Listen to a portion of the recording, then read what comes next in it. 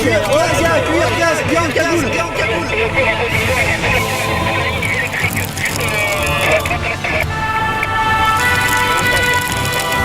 C'est marrant de bosser, tout va bien? Vous êtes inaudible.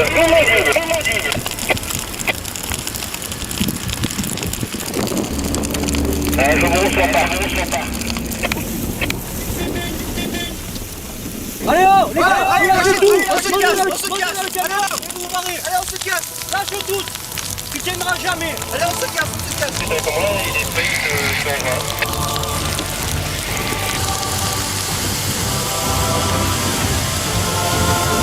C'est impossible de traverser, je peux pas engager la colonne là-dedans, c'est pas possible. Trop dangereux.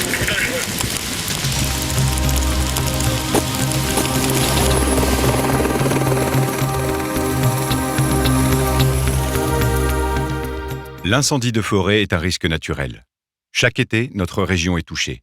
Notre département est déjà concerné avec le changement climatique et sera de moins en moins épargné. Il nous faut apprendre à vivre avec le feu.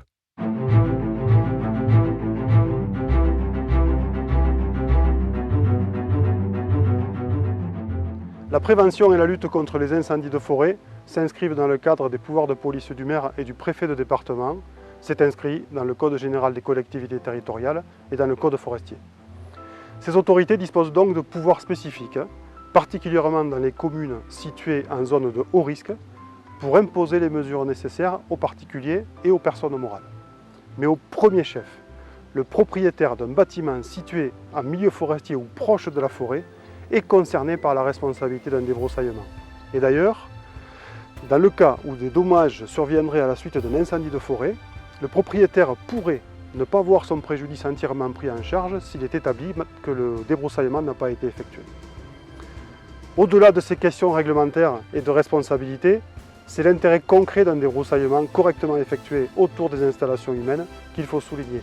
Et celui-ci n'est plus à démontrer, car les retours d'expérience menés sur tous les incendies qui ont atteint des zones habitées ont mis en évidence le bien fondé et l'efficacité des débroussaillements.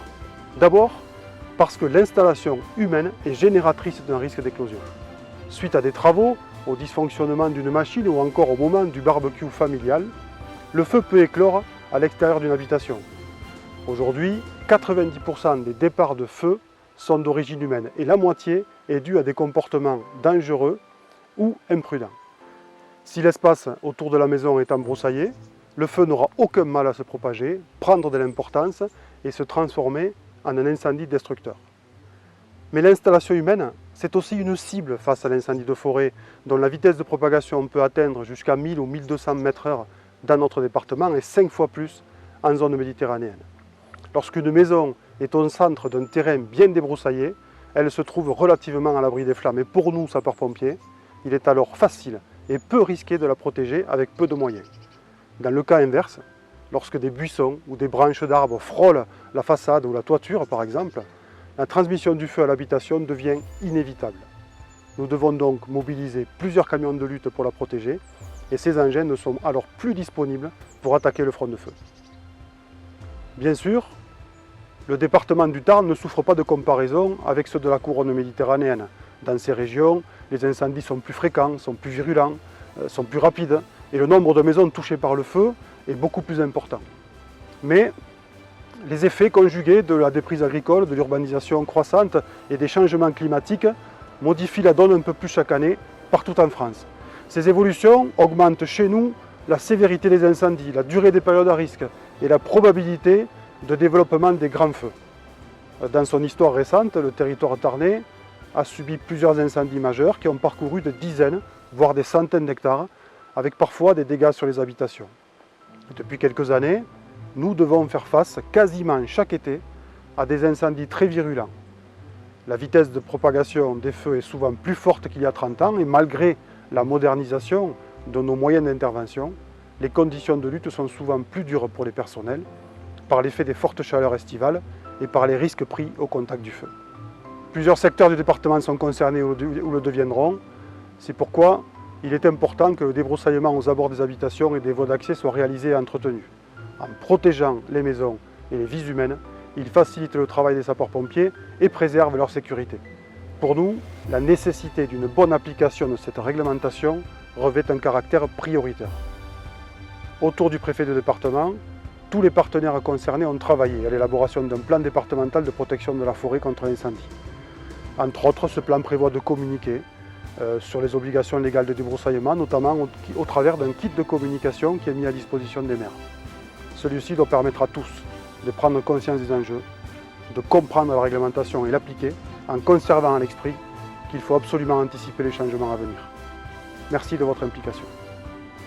Comment peut-on réellement se protéger des risques incendies ? Le Code forestier édicte l'obligation de débroussailler. Dans le Tarn, un arrêté relatif au débroussaillement définit des périmètres à débroussailler. Prenons l'exemple de Plan de la Tour, commune du Var. Au printemps 2003, un état des lieux complet a été dressé à l'occasion d'un contrôle. On pourra retenir que seuls 15% des propriétés étaient réellement conformes à la réglementation en vigueur.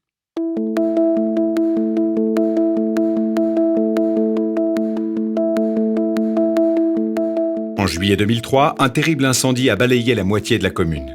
Cela a permis de tirer des enseignements significatifs.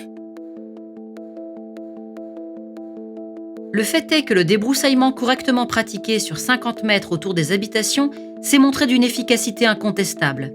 C'est la base d'une bonne protection. En effet, 60% des maisons qui ne possédaient que 20 mètres de débroussaillement ont été endommagées, voire totalement détruites par l'incendie. Alors que 90% des maisons débroussaillées sur 50 mètres n'ont pas été touchées. Restent ces 10% de maisons qui, malgré un débroussaillement sur un rayon de 50 mètres, ont quand même été touchées.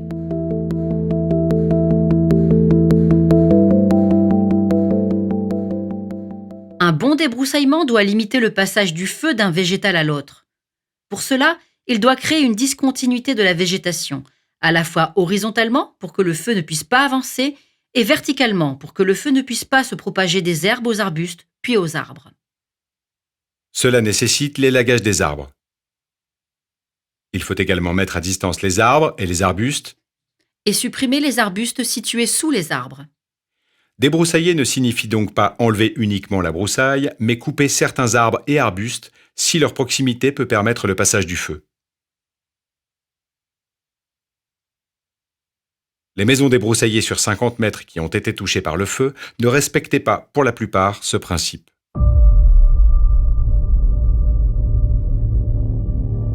De plus, d'autres facteurs locaux entrent en ligne de compte, comme la topographie des lieux qui peut augmenter la puissance du feu.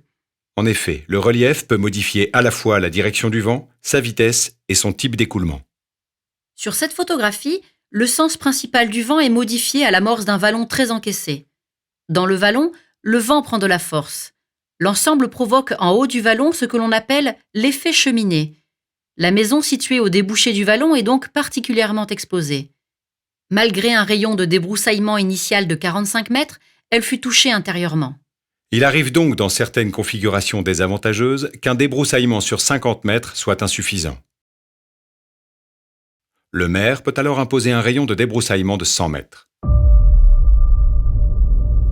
Le débroussaillement facilite et sécurise également l'intervention des sapeurs-pompiers qui viennent pour vous protéger. De plus, en cas de départ de feu depuis une zone habitée, le débroussaillement réduit la vitesse et la puissance du feu naissant, permettant aux occupants de l'éteindre avant qu'il ne gagne la forêt. Si le débroussaillement reste l'action préalable indispensable pour l'autoprotection, il ne faut pas négliger d'autres mesures qui peuvent compléter la protection qu'il apporte. Nous citerons par exemple la présence et les moyens d'utiliser des points d'eau ou bien le choix judicieux des matériaux de construction. Le mieux est encore de laisser parler l'expérience. Dans un premier temps, mon fils prenait des photos en haut. Il est descendu à toute vitesse et il nous a dit « Prenez les voitures et fichez le camp ». J'ai cru sur le coup qu'il plaisantait. Et j'avais mes enfants, mes petits-enfants, j'ai mis le tout dans la voiture et je suis partie. C'est le premier feu que j'ai vu et je vous assure que ça m'a fait un drôle d'effet. C'est au moment de l'incendie que vraiment je me suis rendu compte de l'importance du débroussaillement. On n'en croyait pas nos yeux. Hein. Tout était vert, tout était... Mon mari avait ratissé intégralement tout le terrain. 2 hectares, vous vous rendez compte? Et là, moi, je me moquais de lui, mais comment tu fais une petite feuille comme ça, tu la laisses pas? Et mes enfants se moquaient de lui. Et bien là, je l'ai béni ce jour-là. Dans ce que dit cette dame, il y a du bon et du moins bon. La propriété était parfaitement conforme à la réglementation, respectant la zone des 50 mètres et les règles techniques de débroussaillement. Le feu n'a eu aucun impact tant sur la végétation que sur la maison. Concernant le moins bon, cette femme a fui la zone de feu. La prudence, surtout si le terrain a été correctement débroussaillé, veut que l'on se confine chez soi. Le plus sûr refuge face au feu est un bâtiment en dur. L'évacuation entraîne souvent l'encombrement des voies de circulation. Cela expose les habitants et les secours dans leurs véhicules au feu, dont la direction peut changer très vite au gré du vent. Une voiture n'est pas un refuge sûr. On était à l'extérieur et à un moment j'ai senti de la fumée. Donc tout de suite j'ai tourné la tête vers l'endroit d'où venait le vent. Et puis là on a vu derrière donc une colline environ 2 km plus loin sur la commune de Vidauban, un nuage énorme qu'on est rentré à toute vitesse. Et on a commencé à nettoyer autour de la maison, c'est-à-dire rentrer les meubles en bois, rentrer le linge, enlever les rideaux, décrocher les rideaux qui sont autour des baies vitrées, puisque au cas où les baies explosent. Le feu est arrivé en l'espace d'une demi-heure, 3/4 d'heure maximal, et on n'a pas, c'est ahurissant, on n'a pas le temps de faire énormément de choses si on ne l'a pas prévu auparavant. Le débroussaillage a fait que je me suis senti quand même relativement confiant dans le fait de rester dans la maison. Ce témoignage donne de bons conseils sur la réaction à avoir avant l'arrivée d'un feu. Ranger à l'intérieur tout objet facilement inflammable et se confiner.